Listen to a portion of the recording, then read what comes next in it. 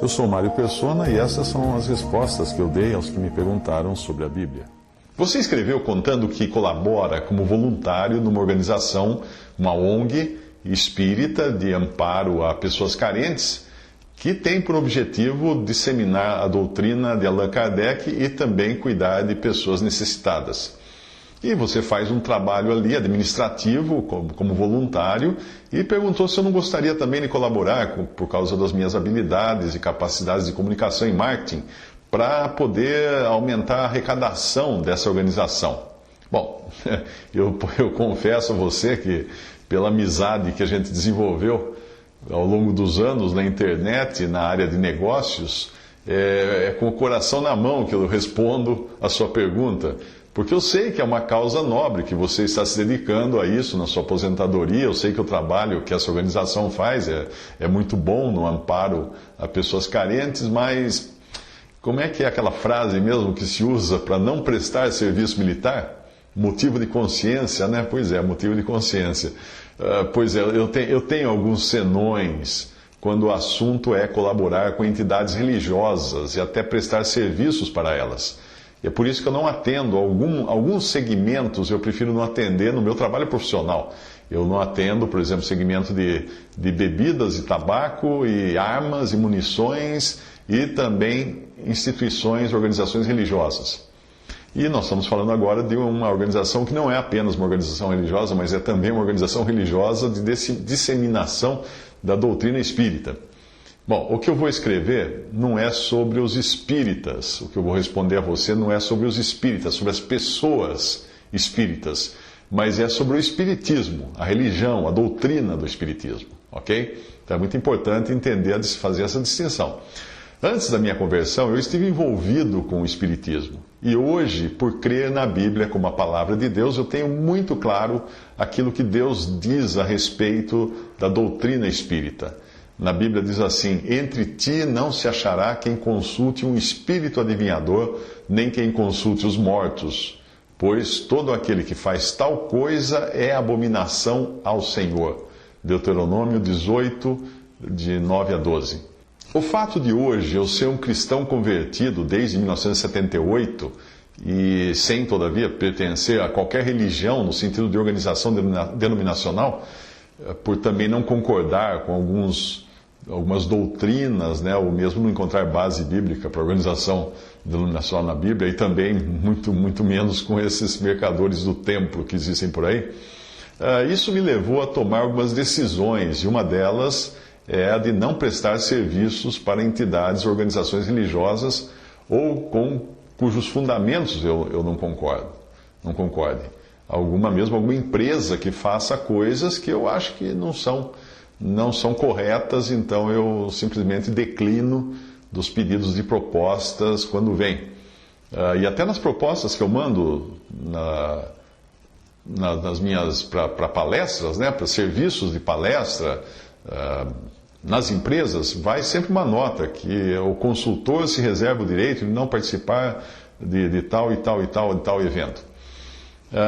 Isso, mais o fato de eu não atender indústrias de segmentos como tabaco, por exemplo, que volta e meia voltam a me consultar, isso me faz perder até oportunidades de ganhar dinheiro, mas eu prefiro ser coerente com os meus princípios. Eu não gostaria de fazer como aquele comediante americano, Groucho Marx, que ele costumava dizer, brincando, obviamente, ele falava assim, abre aspas, tenho meus princípios, se não gostar deles, tem outros, fecha aspas. Bom, fazer o bem é algo tão amplo que às vezes inclui fazer o mal. A experiência que eu tive com o espiritismo e com outros ismos me deixou meio traumatizado, tipo cachorro mordido de cobra, que tem medo de linguiça, gato escaldado. Assim como eu acredito que a intenção de muitos telepregadores que existem por aí, desses evangelistas de TV e rádio, não seja de fazer o bem, mas de ganhar dinheiro e ganhar poder, e um pouquinho de discernimento ajuda a enxergar isso também na intenção do Espiritismo, que não é ajudar pessoas, Isso vai chocar alguns espíritas, né? Embora eles ajudem muitas pessoas, fazem muitos trabalhos sociais, mas a intenção das organizações espíritas não é ajudar as pessoas, é trazer as pessoas para debaixo das suas asas, é introduzir a doutrina na cabeça dessas pessoas. Eu aviso mais uma vez que sempre que eu falar espiritismo, não estou me referindo aos espíritas, mas a doutrina, as ideias, o moto da religião, as organizações espíritas. Portanto, você pode encontrar milhões de espíritas cujas intenções sejam realmente fazer o bem e não engordar a causa espírita. Mas, trocando em miúdos, todas as ações de caridade da filosofia do espiritismo visam beneficiar não o cliente da caridade, o destinatário da caridade, mas o fornecedor da caridade. Sabe como é? Se você está sofrendo isso, é o seu karma, e o sofrimento vai ajudar você a queimar algumas etapas evolucionárias. Então, aí eu, como se fosse um bom espírita, entraria no esquema para aliviar o seu sofrimento. Não porque eu esteja interessado em você, no seu sofrimento, mas porque eu tenho que dar um jeito no meu próprio karma. No meu próprio karma. E aí, pela minha caridade, eu vou acabar tratando da minha própria evolução. Percebe? Ainda não ficou bem claro se pelo fato de o outro parar de sofrer por causa da minha intervenção com a minha caridade, ele também pararia de liquidar os débitos do seu karma. Eu não sei realmente se acontece isso, porque os débitos são pagos pelo sofrimento dele, né? Que ele tem que pagar com o sofrimento nesta vida. No cerne, no âmago, no coração de toda a doutrina espírita está o conceito de que é o próprio ser humano quem se evolui a si mesmo. E a glória no final dessa evolução própria cai para quem? Cai para o homem, deixa Deus de fora. Claro, porque se eu me evoluir ao longo de 300 reencarnações, fazendo bem aqui e ali, então eu sou o cara. Essa é uma doutrina essencialmente voltada para o ego. E o aliciamento no Espiritismo geralmente começa com uma frase do tipo, porque eu já passei por isso, uma frase do tipo assim, abre aspas, você tem uma mediunidade que precisa desenvolver. Passe lá no centro espírita, fecha aspas. Eu passei por essas coisas e como eu disse a você, eu sou cachorro mordido de cobra. Tenho medo de linguiça. Portanto, dê um desconto se você identificar na minha linguagem um certo tom ferino, sarcástico às vezes. Mas não é contra os espíritas, as pessoas espíritas, mas sim contra o espiritismo, a doutrina. Sim, tenho tudo contra a doutrina do espiritismo. O jornal de hoje foi escrito ontem, e nós acreditamos no que ele diz, não é assim? Todo jornal é assim, né? Nós acreditamos no que está lá. Nesse jornal, os pontos também foram aumentados, porque nenhum relato é imparcial. Aquela história de que a imprensa, o nosso jornal é imparcial, é bobagem. Jornais são parciais, a história não é imparcial também. Eu e você não somos imparciais quando contamos as nossas experiências passadas. Quem conta um conto aumenta um ponto. Aliás, é assim que o próprio cérebro funciona. O nosso cérebro não grava na memória do jeito que faz o computador, que grava exatamente o que nós colocamos lá. E depois ele puxa de volta da memória intacta, do HD lá, ou do cartão de memória, vem aquilo que estava gravado lá, não muda nada, vem do jeitinho que foi gravado. Mas nós não, nosso cérebro não. Cada vez que nós lembramos de algo, recordamos uma coisa, trazemos isso de volta, na realidade o nosso cérebro recria uma experiência baseada em fatos antigos, que foram enriquecidos por experiências que ocorreram entre o momento daquele fato e o momento atual. Experiências que nós não tínhamos nem quando ocorreu o fato. Aquela experiência, por exemplo, de quase atropelamento, 20 anos atrás. Você não viu nada na experiência, naquele atropelamento, né? Você quase foi atropelado, tomou um susto, não viu nada. Mas hoje, quando você fosse recontar a história, você acrescentaria detalhes do modelo do carro, da roupa do motorista, do clima, do tempo, da rua, das conversas após o incidente. Tudo isso você acrescentaria porque você teria escutado de outras testemunhas que estavam no local e também você acrescentaria porque as suas experiências posteriores de quase atropelamento também deram a você uma certa experiência em quase ser atropelado. Então você já tem uma história muito mais enriquecida do que aquilo que você gravou na sua memória há 20 anos. Como eu sou escritor, é comum eu recriar um personagem qualquer de uma história que eu conto, de um caso às vezes baseado em fatos reais, mas eu recrio o personagem juntando pedaços de mais de uma pessoa que eu conheci. Por exemplo, eu escrevi uma crônica para uma revista de um cliente. E o hippie que eu mencionei naquela história, naquela crônica, foi construído de 2 ou 3 hippies que eu conheci realmente. Porque, como escritor, eu tenho a liberdade de deduzir que certas particularidades de um poderiam muito bem ser encontradas no outro. Portanto, se você ler os relatos bíblicos, tudo isso que eu expliquei agora, por quê? Para falar da Bíblia. Quando você lê os relatos bíblicos que acrescentam elementos da história, das culturas e dos costumes posteriores, você vai cair do cavalo. Como não aconteceu, né? Não caiu do cavalo Paulo, por exemplo, naquela viagem dele pela estrada de Damasco. Todo mundo fala assim, Paulo quando ia indo a Damasco, ele viu uma luz muito forte no céu na conversão dele, ele caiu do cavalo. Não caiu do cavalo, porque na Bíblia não fala que ele ia a cavalo, como aparece nos gibis ou nos livros ilustrados sobre a Bíblia. Não fala que ele ia a cavalo. A mesma coisa quando se fala dos 3 reis magos, né, que provavelmente não eram 3 na Bíblia. Eles tinham levado 3 presentes, mas não tem nada dizendo que fossem 3. A tradição posterior, católica, acrescentou até nomes a eles. Eu nem sei como é que é o nome. E tem os túmulos deles também em diferentes lugares do mundo. Ou então aquela história da musculatura de Sansão, que você vê no cinema, Sansão um cara forte, massa.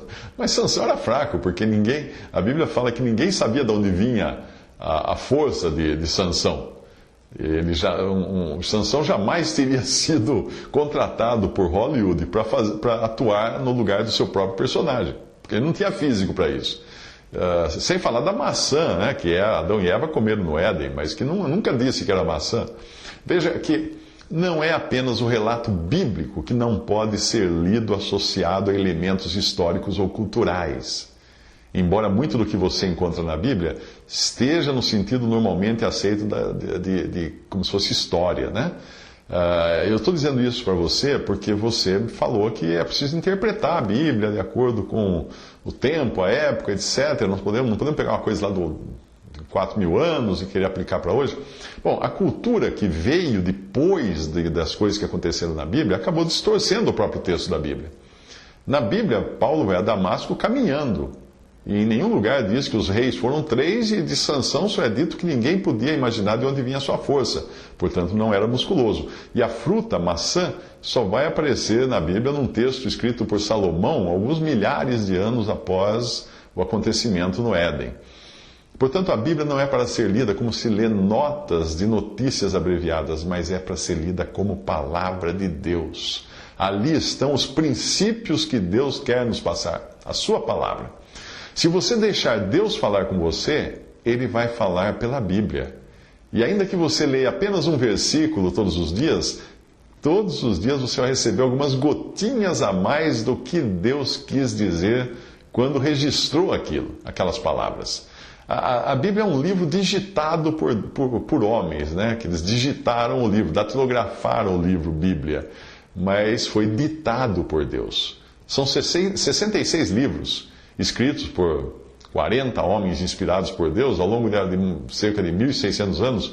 Homens esses que viveram em 3 continentes diferentes, vieram de origens desde as mais simples até as mais elevadas, e nos legaram esse livro, escrevendo parte em aramaico, parte em grego, parte em hebraico, e com esse mosaico todo de línguas, costumes, épocas, origens dos escritores, nós encontramos uma harmonia, uma continuidade que só demonstram que tem um maestro por trás dessa orquestra. Mas eu entendo perfeitamente que você não aceite esse argumento, porque eu mesmo fui um ferrenho opositor da Bíblia antes da minha conversão em 1978. Daí eu insistir que boa parte do acesso à verdade, ou para falar a verdade, 100% do acesso à verdade, só pode ser por revelação divina a um coração que se abre para receber isso. Se aquele personagem, o Neil, o Neo ou Neo do Matrix ou Matrix, não atender o telefone, eles não vão conseguir transportá-lo de uma esfera, de um universo do Matrix para outro. Não é assim que funciona no filme? Então, tudo começa atendendo o telefone, dizendo pronto. Ele tinha que atender o telefone no filme. E quando ele atendia, falava pronto, passava para outro cenário, outro universo. E assim é também com as coisas de Deus. Nós temos que atender o telefone. Temos que atender a chamada dele e falar assim, pronto. Você acha estranho que com tanta gente no mundo, Deus só tenha se manifestado aos judeus e depois aos cristãos, não é? O que você diz é parte da história e pode ser encontrado nesse versículo. Veja bem, Hebreus 1:1. Havendo Deus antigamente falado muitas vezes e de muitas maneiras aos pais ou patriarcas pelos profetas, a nós falou-nos nesses últimos dias por Filho. Pelo Filho ou por Filho. Cristo é o Filho. Porém, a revelação de Deus pode ser vista também em pelo menos 3 estágios. Primeiro, ele se revelou pela sua criação. Depois, ele se fez carne na pessoa do Filho de Deus. E, finalmente, ele se revela por meio do Espírito Santo, que usa a sua palavra para falar aos corações. Romanos 1 fala um pouco mais do que realmente ocorre. Romanos capítulo 1, versículos 19 a 22. Porquanto o que de Deus se pode conhecer, neles, nos homens, se manifesta. Porque Deus lhe manifestou. Porque as suas coisas invisíveis, desde a criação do mundo, tanto o seu eterno poder como a sua divindade, se entendem e claramente se veem pelas coisas que estão criadas, para que eles, os homens, fiquem inexcusáveis. Porquanto, tendo conhecido a Deus, não o glorificaram como Deus, nem lhe deram graças. Antes, nos seus discursos, se desvaneceram, e o seu coração insensato se obscureceu. Dizendo-se sábios, tornaram-se loucos. Até aí a passagem. Existe também uma outra passagem cuja tradução difere um pouco de versão em versão de Bíblia, mas que tem o sentido de Deus ter colocado no coração do homem uma consciência do próprio Deus, da existência de Deus. Eclesiastes 3:11 diz assim: tudo fez formoso no seu tempo, também pôs o mundo no coração do homem, sem que este possa descobrir a obra que Deus fez desde o princípio até o fim. A tradução inglesa dá uma pista melhor. Diz que ele tudo fez belo ao seu tempo e colocou também a eternidade nos corações dos homens. De lá para cá, Deus não se calou. Desde quando ele deu a revelação, ele continua falando. Deus continua falando conosco pela sua palavra, mas só para quem atende o telefone e diz pronto. E para dizer pronto, é preciso você aceitar a Bíblia como ela é, a palavra de Deus. O problema é que se você aceitar que a Bíblia é a palavra de Deus, você vai ter que aceitar também que agora existe alguém que vai falar com você. E você precisa atender o telefone e obedecer o que ele vai falar. E aí acaba a sua liberdade, né? Liberdade, entre aspas. Sua independência, entre aspas. Porque, na verdade, isso aí é a raiz do pecado. Liberdade, em termos de eu fazer o que eu quero. Independência, em termos de eu ser dono do meu nariz. Isso é o pecado. O pecado é isso. Rebelião contra Deus. Antes de você exercer fé em Deus e na sua palavra, e assim considerar a Bíblia como a palavra de Deus, é preciso que você abra mão de uma compreensão intelectual apenas. Imagine que você esteja diante de uma porta, não entende nada do que está acontecendo lá dentro. Aí você passa a vida matutando sobre o que poderia estar lá dentro, mas você nunca deu o passo que é exigido para você atravessar aquela porta. Aí você chega uma hora, você fala, eu vou entrar. É um momento de desequilíbrio, de incerteza, mas que é exatamente onde tudo você tem que deixar para trás. E o único corrimão que você vai usar quando passar por essa porta é a fé. Fé é o corrimão. Nós não conseguimos compreender Deus ou a sua palavra no sentido intelectual, mas nós conseguimos aceitá-lo. Você não compreende completamente o seu celular, né? Você entende o que ele faz? Eu não, mas você aceita e usa. Seria tolo você decidir que só usaria o celular quando você compreendesse perfeitamente toda a sua tecnologia. Nunca na vida você vai usar celular, nem telefone você estaria usando. Eu não compreendo Deus, mas eu aceito. E eu aceito também a Cristo como meu Salvador. Eu jamais vou entender como é que o Criador, por me amar tanto, entregou o seu Filho para morrer no meu lugar, pagando por minhas culpas. Isso é algo que vai além de toda a razão. Pensa bem. O próprio Deus vindo ao mundo na forma de um homem para morrer, na forma humana. Cristo, Filho de Deus, Filho eterno de Deus. E morrer para assumir a culpa de um verme como eu. Dá para entender uma coisa dessa? Não dá para entender. Simplesmente não dá. E a mesma coisa sobre a Bíblia. Não dá para entender com a razão humana, mas dá para crer. E é por isso que se chama fé.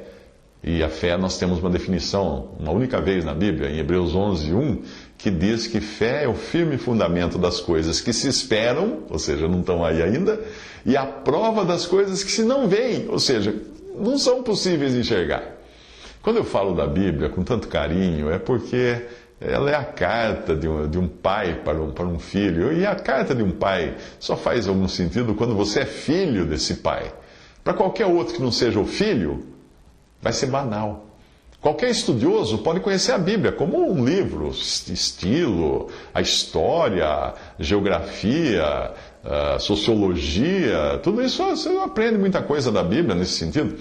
Mas é o autor da Bíblia que você tem que conhecer. Eu não vou entrar nesse assunto, porque eu poderia ficar falando horas aqui, sem saber se você está realmente interessado em conhecer a fundo o que é a Bíblia, a sua origem, o seu poder, principalmente o seu autor. Caso você esteja, eu sugiro até que você leia um livro chamado Evidências que Exigem um Veredicto, de Josh McDowell. É um livro que fala sobre a Bíblia, como a Bíblia surgiu e por que ela é a palavra de Deus. Ele tem outros livros também sobre o tema e alguns que falam sobre a divindade de Cristo, por que Cristo é realmente Deus, Deus e homem. Eu aceito que as pessoas tenham suas religiões como dogmas, o que me inibe de contestá-las, contestar as pessoas e contestar as religiões. Se as religiões fazem bem para as pessoas que professam essa religião e não fazem mal a quem não as professam, que continuem cumprindo então a sua missão. Mas essa é a ideia do placebo, não é? Do placebo, aquele remedinho de mentirinha que às vezes em pesquisas de medicamento eles dão para metade dos pesquisados um remédio de verdade e a outra metade ganha um comprimido de farinha. E pensa que está tomando um remédio de verdade. E aí eles medem a reação, para ver se a reação não está sendo apenas psicológica. Aquele que realmente se enxerga doente não vai se contentar com placebo. E as religiões são placebos, que mudam a disposição mental da pessoa, ela fica alegre e contente porque ela segue uma religião, mas espera aí, é a verdade que ela está seguindo? Essa é a questão. A ideia de religião está geralmente associada a se fazer parte de alguma organização, cumprir uma lista de regras, seja da Bíblia ou não. Mas a Bíblia mostra algo muito diferente disso e mostra justamente a um homem que era muito religioso, Nicodemos. Nicodemos era um dos principais religiosos da época de Jesus e a esse príncipe entre os judeus, Jesus diz: não te maravilhes de te ter dito, necessário vos é nascer de novo. Aquele que não nascer de novo não pode ver o reino de Deus. João 3, de 3 a 7. Trata-se, evidentemente, de um nascimento espiritual. Nicodemos queria saber como receber esse novo nascimento, e o Senhor respondeu a ele: Deus amou o mundo de tal maneira que deu o seu Filho unigênito para que todo aquele que nele crê não pereça, mas tenha a vida eterna. João 3,16. Você escreveu numa outra feita, preocupado com a luta entre as religiões e achando que a minha posição fosse essa também, de brigar contra as religiões, de antagonismo contra as religiões, como alguns que fazem passeatas, fazem protestos e jogam pedra em quem é de outra religião, alguma coisa assim. Essa luta, normalmente, que as pessoas cometem, contra religiões, ela pode acontecer por dois motivos. Um é a insegurança. Aquela ideia de que o cara precisa de mais adeptos para a sua religião, para poder confirmar suas próprias crenças. A ideia de você fortalecer o time trazendo mais torcedores. E isso fazer a pessoa religioso acreditar mais no time, né? Então essa é uma das razões por que as pessoas combatem as religiões. Não estou dizendo apenas de você demonstrar erros em religiões, mas combater até as pessoas de outras religiões.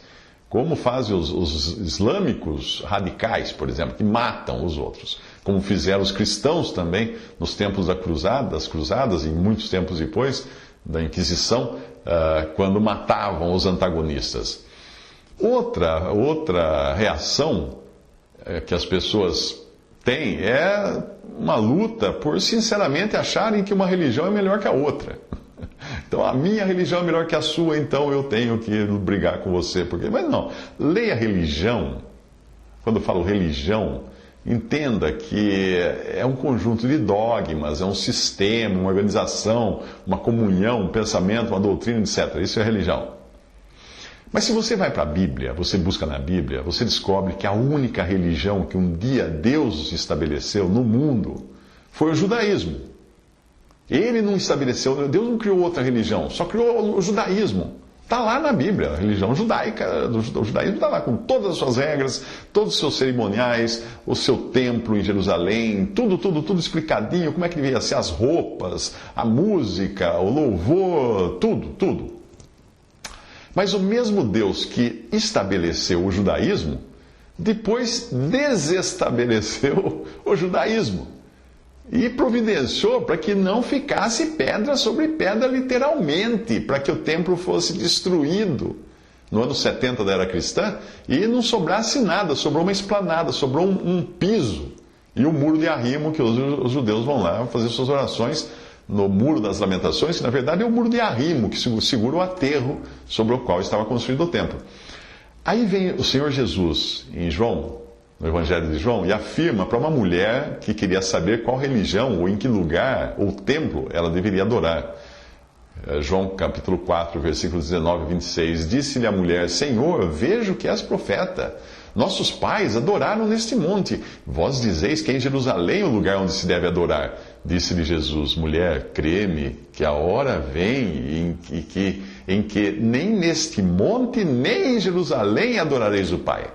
Vós adorais o que não sabeis, nós adoramos o que sabemos, porque a salvação vem dos judeus. Mas a hora vem, e agora é, em que os verdadeiros adoradores adorarão o Pai em espírito e em verdade, porque o Pai procura tais que assim o adorem. Deus é espírito, e importa que os que o adorem em espírito e em verdade. A mulher disse-lhe, eu sei que o Messias, que se chama o Cristo, vem. Quando ele vier, nos anunciará tudo. Jesus disse-lhe, eu sou, eu que falo contigo. Fecha aspas, até aí a passagem da conversa de Jesus com a samaritana. Ficou claro ali que existia uma coisa nova no pedaço, né? E essa coisa nova é a própria revelação de Cristo. Eu sou o caminho, a verdade e a vida. Ninguém vem ao Pai senão por mim. João 14,6. Na realidade, nenhuma religião leva a Deus. Porque o Senhor Jesus afirmou que ninguém vai ao Pai a não ser por intermédio dele. Só Ele, Jesus, é o caminho. Só Ele, Jesus, é a verdade. Só Ele, Jesus, é a vida. Pelo menos foi isso que ele disse. E os que creem nele devem crer também nas suas palavras. O caminho não é um dogma, o caminho não é uma religião, o caminho não é um sistema, o caminho não é um padre, um pastor, um papa, uma denominação, uma igreja. Não, o caminho é uma pessoa. A pessoa do próprio Filho de Deus encarnado. Esse é o caminho, é Jesus. Uma religião, ela precisa ter uma roupagem religiosa, como rezas, orações em nome de Jesus, como você pode até encontrar no Espiritismo e em outras religiões. Porém, existe uma diferença vital entre as religiões e Cristo. Ainda que muitas adotem este ou aquele aspecto do cristianismo no seu bojo, a diferença é enorme. Cristianismo real tem tudo a ver com um novo nascimento. Ou você é nascido de novo, literalmente nascido do alto, ou não é. Ou você está salvo ou você está perdido. Se você não é nascido de novo, você continua morto. Se você nasceu de novo, você está vivo com a vida que procede de Deus. Uma nova vida quando você crê no Senhor Jesus, uma nova posição, uma nova perspectiva que vai muito além daquela que os nossos olhos ou a nossa mente conseguem captar. Um dos homens letrados dos tempos do Senhor Jesus foi confrontado com essa questão. Para você entender isso, volto a falar de Nicodemos no capítulo 3 de João, quando ele fala da serpente, né? A serpente a qual o Senhor Jesus se refere ali em João 3, é um episódio que aconteceu com os israelitas na peregrinação do Egito para Canaã, passando pelo deserto, quando eles foram atacados por serpentes. E Deus ordenou a Moisés que fizesse uma serpente de bronze, que a levantasse na ponta de uma haste e que quem olhasse para a serpente de bronze era curado. Aquela serpente era um tipo de Cristo, uma figura de Cristo, que um dia seria levantado também na terra. O cristão tem um antes e um depois muito claro. Um cristão convertido a Cristo, ele sabe o que ele era antes, ele sabe o que ele é agora. Da mesma forma como nós dividimos o tempo, no mundo inteiro tem um antes de Cristo e depois de Cristo, para o cristão a sua vida divide-se em antes da cruz e depois da cruz. Se você ler Efésios capítulo 2, você vai encontrar uma descrição muito clara da diferença do antes e do depois, de como nós passamos de um lado para o outro. Não se trata de um progresso, de uma evolução, como querem os espíritas, não, mas de uma mudança imediata e radical, de perdido para salvo, de morto para vivo, de estranho para filho. No mesmo Evangelho de João, capítulo 5, existe um versículo 24, que é muito bom para entender essa mudança, como ela é radical. Ali Jesus fala assim: na verdade vos digo que quem ouve a minha palavra, crê naquele que me enviou, tem a vida eterna, não entrará em condenação, mas passou da morte para a vida. 5 coisas. Ouve, crê, tem, não entrará, passou. Atente para o tempo dos verbos, para você ver que é uma mudança imediata, baseada em apenas uma condição, e essa condição é crer em Jesus. Quem ouve, presente, crê, presente, tem, agora mesmo, a vida eterna. Passa a ser alguém neste mundo com uma vida que não é deste mundo, e nem é uma vida temporal. Quanto ao futuro, não entrará em condenação. Algumas versões falam não entrará em juízo ou julgamento. O que põe por terra a ideia infantil de que depois da morte exista um julgamento, tipo uma balança, em que Deus iria pesar o bem e o mal que nós fizemos e permitir ou não a nossa entrada no céu. Não. Para o incrédulo, sim, vai haver o que a Bíblia chama de juízo final, mas não se trata de um juízo no sentido de condenar ou absolver, porque naquela hora não haverá absolvição. Trata-se de um juízo para lavrar a sentença. Isso está em Apocalipse 20. Agora, quanto aos que verdadeiramente creram, esses já tinham passado da morte para a vida antes, porquanto creram em Cristo. Como é que Deus iria julgar uma pessoa que foi perdoada dos seus pecados e foi salva, como Ele prometeu que nós somos perdoados e salvos quando cremos em Jesus? O único julgamento, se é que nós podemos chamar assim, né, que aparece para o cristão, para o convertido, para o salvo, é um julgamento das suas obras, não da sua pessoa. É um julgamento tipo o concurso de obras de arte, quando eles classificam se é bom ou ruim o quadro do artista.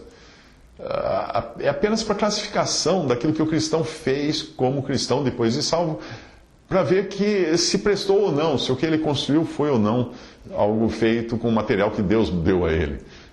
E ele também não fez por si mesmo, mas ele foi usado como instrumento de Deus. Embora você alegue que no Espiritismo as pessoas não ficam se esforçando em converter outras pessoas, como você já me disse antes, a conversão do Espiritismo tem um sentido diferente da conversão bíblica. No Espiritismo, a conversão significa você acatar uma doutrina e passar a fazer isso ou não fazer aquilo. Mas a conversão do cristão, ela vem por uma obra feita dentro dele, não intelectualmente, feita no seu coração. Está escrito assim, mas como, citando o Antigo Testamento, Paulo escreve, mas como está escrito, as coisas que o olho não viu e o ouvido não ouviu e não subiram ao coração do homem são as que Deus preparou para os que o amam. Mas Deus nos revelou pelo seu Espírito, porque o Espírito penetra todas as coisas, ainda as profundezas de Deus. Isso está em 1 Coríntios capítulo 2, eu sugiro que você leia o capítulo inteiro. de 1 Coríntios. Boa parte das religiões, mesmo religiões cristãs, procura entregar uma lista de coisas que a pessoa precisa cumprir, tipo aqueles checklists, né? Fiz isso, não fiz isso, para você ficar bem com Deus. Tentar guiar-se por princípios cristãos, e achando que isso vai salvar, é tentar costurar remendo novo em vestido velho. Lembre-se do novo nascimento, ou do nascimento do alto, que é necessário e é incompreensível como o vento, que a gente não sabe de onde vem nem para onde vai. É a única maneira de se estabelecer uma conexão com o Criador, é nascendo de novo. Como faz o modem? Lembra aqueles modem antigos que a gente usava, que era discado, né? Para começar a navegar, ele precisava fazer e sincronizar o sinal com o servidor. Só então você conseguia entrar e navegar na internet. Deus faz isso quando você se rende e crê em Cristo. É importante entender que a conversão é converter-se a alguém, não a uma religião, não a uma ideia, a alguém, a uma pessoa. Tipo, meia volta, vou ver. Primeiro vem o sentimento do pecado e ruína, como sentiu Jeremias no capítulo 31 do seu livro, versículo 19. Ele diz: depois que me converti, tive arrependimento, depois que fui instruído, bati na minha coxa, fiquei confuso e também me envergonhei, porque suportei o opróbrio da minha mocidade. Depois de convertido, é preciso entender que o seu pecado e ruína foram pagos por um substituto na cruz, que ele é o Cordeiro de Deus, que ele é a consumação dos cordeiros inocentes, milhares de cordeiros inocentes, que os judeus imolavam cada vez que pecavam. Converter-se a Cristo ou não se converter a coisa alguma, essa é a questão. Ou você se converte a uma pessoa, ou você não é convertido a coisa alguma. É preciso se ver, se enxergar perdido, para pedir socorro, e socorro a quem pode salvar. Como fez o carcereiro quando ele perguntou para Paulo em Atos 16:30, Senhores, que é necessário que eu faça para me salvar? E o que Paulo respondeu? Deu ele, entra na religião tal, vá para a igreja tal, faça essa lista de coisas, reencarne. Não, Paulo disse para ele, crê no Senhor Jesus Cristo, e será salvo tu e a tua casa. É isso que Paulo respondeu. Essa é a salvação. Outro ponto importante de você entender é que existe um caminho só, não 2 ou 3 caminhos. Paulo escreveu em 1 Timóteo 1,15 que esta é uma palavra fiel e digna de toda aceitação, que Cristo Jesus veio ao mundo para salvar os pecadores, dos quais eu sou o principal, Paulo acrescenta, porque ele tinha perseguido os cristãos. Em Atos 4,12 diz que em nenhum outro há salvação. Porque também debaixo do céu nenhum outro nome há dado entre os homens pelo qual devamos ser salvos. Ou seja, só em Jesus. Tem pessoas que ficam esperando por um milagre antes de querer aceitar o que a Bíblia diz. Não, milagre, coisa desse tipo, não deve servir de base para a fé. Principalmente numa época quando o próprio homem é capaz de fazer milagres, né? Nós estamos conversando por computador, isso é um milagre tecnológico. Não saímos do lugar, um ouve a voz do outro, um vê a imagem do outro. Curamos doenças hoje que eram incuráveis no passado, são milagres tecnológicos. Não, se você for ficar esperando um milagre para crer em Cristo, não. Hebreus 11:1 novamente, e a fé é o firme fundamento das coisas que se esperam, a prova das coisas que se não veem. Você não vê coisa alguma e crê. É disso que eu estou falando. As igrejas por aí estão cheias de pessoas atrás de milagres. É melhor você estar entre aqueles de quem Jesus falou a Tomé, mencionou para Tomé, em João 20:29, disse-lhe Jesus, disse a Tomé, porque me viste, Tomé, creste? Bem-aventurados os que não viram e creram. Eu acho que uma boa maneira de explicar a diferença gritante entre espiritismo e cristianismo bíblico é contar uma historinha para você. Como você sabe, a equação espírita é de uma vida de incertezas, procurando remendar aqui e ali, em busca de uma ascensão duvidosa, uma evolução duvidosa por meio de uma caridade, de vidas sucessivas, na tentativa de se eliminar um karma passado que você nunca vai ter certeza se eliminou ou não. Certeza não dá nenhuma, além daquela de que é possível confiar no próprio ego para ser uma alma mais elevada, espiritualizada. É ego puro. Converse com algum espírita desses bem praticantes. O cara vai querer passar para você a impressão de que ele é uma alma elevada. Isso é ego. Nós somos pecadores, arruinados, que alma elevada, coisa alguma. E além disso, no Espiritismo, se você faz caridade, você ganha pontos. Daí você ganha pontos, ganha milhagem, E depois você pode trocar por uma encarnação mais privilegiada, né? Uma reencarnação mais privilegiada. Você tem bastante milhas para isso, você vai reencarnar com menos sofrimento. Você tem poucas milhas, você vai reencarnar sofrendo aqui. É a lei da causa e efeito. Eu faço o mal, eu pago. Eu faço o bem, eu ganho. Mas no cristianismo, faço o mal e pago ou não, se eu aceitar que alguém pagou por mim.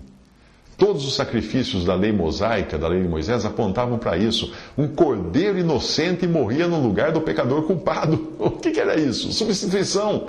Até chegar o Cordeiro de Deus que tira o pecado do mundo. O único sem mancha e sem defeito. Se no Espiritismo eu devo levar uma vida de esforços, tentando subir uma escada, cujos degraus são espaçados demais para as minhas pernas, no cristianismo é Cristo quem me pega lá embaixo, no fundo do poço, e me leva direto para o céu, sem escala, de um só passe. É cesta sem repicar a bola no chão. É isso que ele faz comigo. Num momento eu sou pecador perdido, no outro momento seguinte, a conversão, eu sou salvo por Cristo. Então, onde ficam as boas obras para o cristão? A caridade, que é a locomotiva da maioria das religiões, que tentam levar o homem a algum lugar melhor pela caridade. Onde fica, então, a caridade para o cristão? Ela não tem lugar algum na salvação do homem, porque a única caridade que salva é aquela que Deus fez por mim, entregando o seu próprio filho, dando o seu próprio filho, porque eu não tinha nada para dar para Deus. Nada do que eu faça pode me salvar, porque a única coisa que precisava ser feita foi Cristo que fez.